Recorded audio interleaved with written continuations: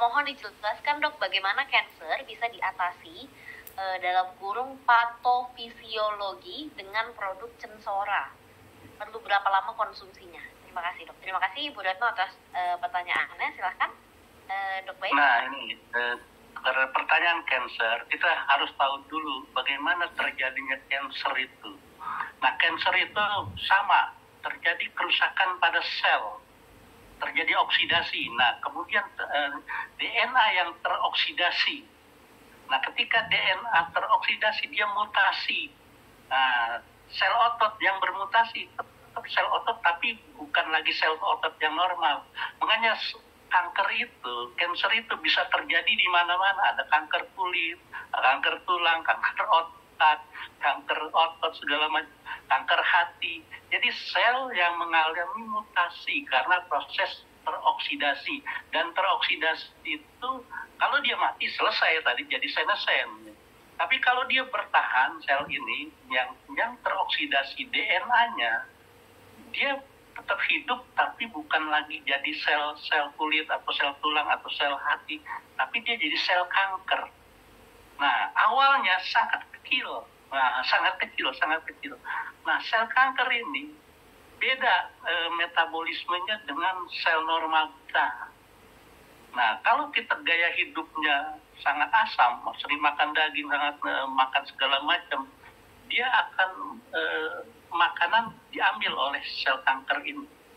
Dan sel kanker ini itu membentuk jaringan pembuluh darah sendiri, angiogenesis. Nah ini yang harus jadi proses membentuk jadi kata proses inflamasi tadi ya, inflamasi ini terbentuklah jaringan pembuluh darah sendiri, sehingga makanan yang kita makan bukan sel normal kita yang ngambil, tapi sel kanker yang ngambil, kemudian dia bertumbuh kembang. Nah ini prosesnya mulai dari kecil, kemudian dia karena proses inflamasinya sudah di tubuh kita sudah sangat luas, dia membentuk jaringan pembuluh darah, proses angiogenesis, kemudian makanan yang kita makan di metabolisme dimakan oleh sel kanker, sehingga dia tumbuh kembang sangat cepat. Nah itu terjadinya kanker, dia bahkan bisa menyebar kemana-mana.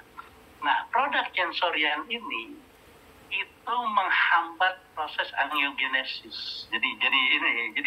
Nah selain itu, produk Censorian ini dia berefek sitostatik, jadi membunuh sel yang abnormal, jadi membunuh sel kanker juga. Nah itu udah ada penelitiannya dari daun kelor, kemudian juga di albumin udah ada penelitiannya. Nah secara ini, kalau kita konsumsi ini, pembuluh darahnya pembentukan angiogenesis ini terhalangi, otomatis dia metabolisme juga akan terganggu, karena ini fisiologi ya yang ditanyakan, akan terganggu, otomatis metabolisme juga terganggu. Di samping itu ada kandungan antioksidan dan juga antiinflamasi di produk Censorian, akan menetralisir proses inflamasi dan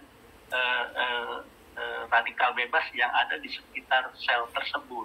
Nah karena kalau banyak radikal bebas, banyak proses inflamasi, mereka akan cepat itu membentuk pembuluh darah yang abnormal ya, yang sehingga makanan nah jadi saya lihat semua produk Censorian yaitu mengandung antioksidan dan antiinflamasi yang sangat.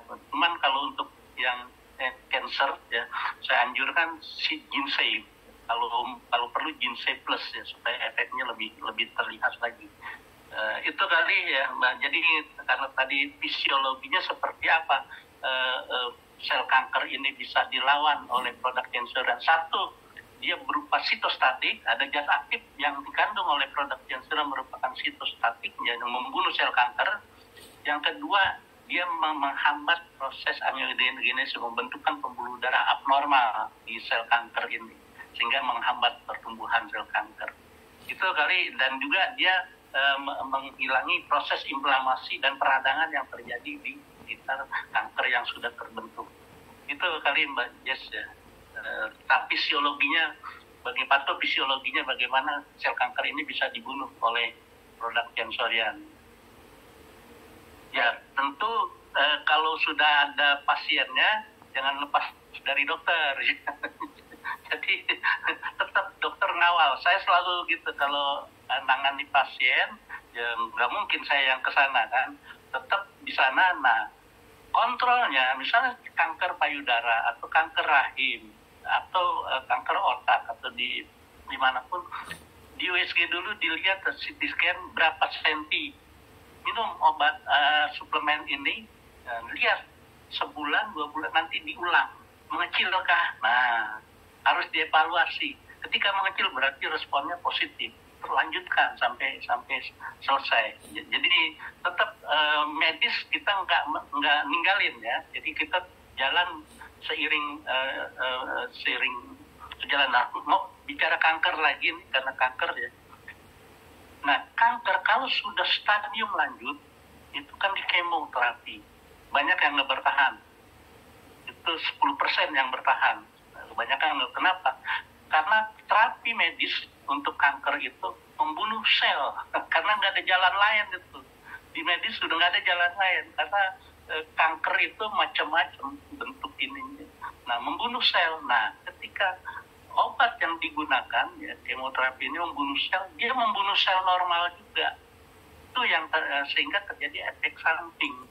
Nah, kepala nyebotak, khususnya terjadi diare, kulitnya kering, segala macam itu karena sel normal juga kena efek dari obat ini. Itu yang nah, banyak yang nggak bertahan, banyak itu kelemahan di satu sisi. Nah, beda dengan ini dia menyerang sel yang abnormal tadi ya, dengan mekanisme yang tadi itu kali Mbak Jess ya, sedikit tambahan untuk kanker. Oke, baik. Terima kasih Dok Bain. Semoga